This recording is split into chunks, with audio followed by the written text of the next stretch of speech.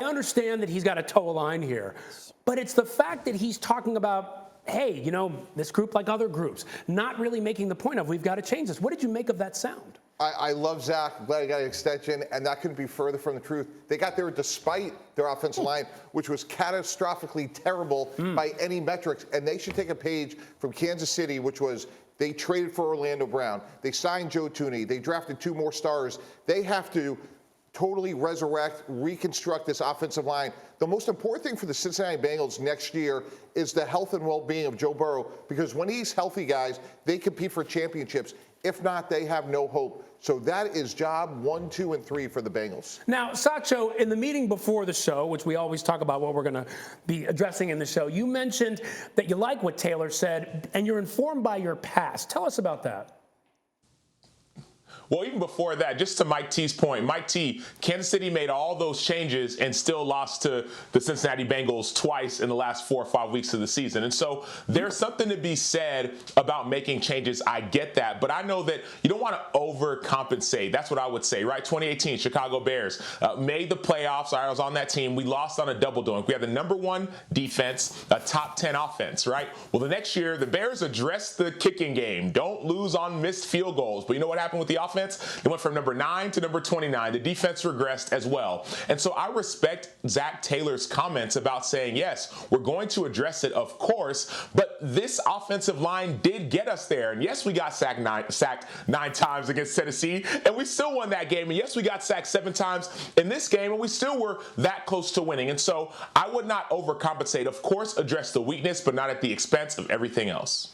Yeah, I appreciate that. He was sacked 70 times. He will be David Carr. He will be Andrew Luck. And your future changes dramatically. So while we got to give him a lot of credit for getting to the Super Bowl, and look, Kansas City didn't get there. We got to give the Bengals credit. The health of Joe Burrow is hugely consequential, and getting sacked 70 times is just not sustainable. Okay, but if you're talking about catastrophically bad line, Dan, is it easy to fix this team? Is it easy to just go out and say, okay, now we've got a line that's going to keep Burrow safe? Well, I mean, there are opportunities. I mean, the free agent offensive line market has some opportunities, some high-end guys like Brandon Sheriff from Washington, Teron Armstead from New Orleans, Ryan Jensen, the Buccaneers center. Those guys are maybe the Bengals can make a play for. Look, I don't worry about Taylor's comments. I mean, he's talking about a holistic roster-building approach. They're going to need to address the defensive line. They're going to need to get Jesse Bates signed or franchise him. But the line, I mean, it's not a team that it's no longer a team that doesn't spend. 4th most free agent dollars of any team given out over the last 2 years. And it's not a team that has systematically ignored the line. They drafted 3 linemen last year. They signed Riley Reif. Unfortunately, he didn't get through the season healthy. I think they will address the problem of the offensive line and make acquisitions to do it. I think what Taylor is doing there is he's not throwing his guys under the bus that just played in a Super Bowl and almost won it. And he's not going to put it out there like, hey, we're desperate, right? Like stick us up in contract negotiations or trade talks for offensive linemen. So I think that's just sort of press conference speak, and I do believe they'll address it. So how would you have said it differently, since you're not necessarily vibing with what he said? I just say, hey, look, we have work to do here. We're not world champs. We have a franchise quarterback, and we have to do everything we can to make that sustainable for the next 8 to 10 years. And to Dan's point, here's what they do have going for them, guys.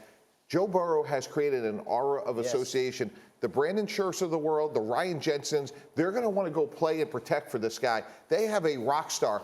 If I'm the Bengals, I'd rather win 9 games with a healthy Joe Burrow that plays in 17 games than go win 11 or 12 where he misses a handful of games. Nothing is more important. Isn't that unbelievable what a quarterback can do? I mean, right? Like the Cincinnati Bengals are now a team where coaches that were going to get fired are getting extended, and free agents are going to want to come play there. In 2 years, that has changed from bottom of the barrel NFL franchise to that. You say it like it's a bad. What about the city of Cincinnati? I'm just saying, guys, come and play in Cincinnati. This was not a good description of the Cincinnati Bengals 2 years ago. That's what I'm saying. And it speaks to the greatness of Burrow. Yeah. Yeah.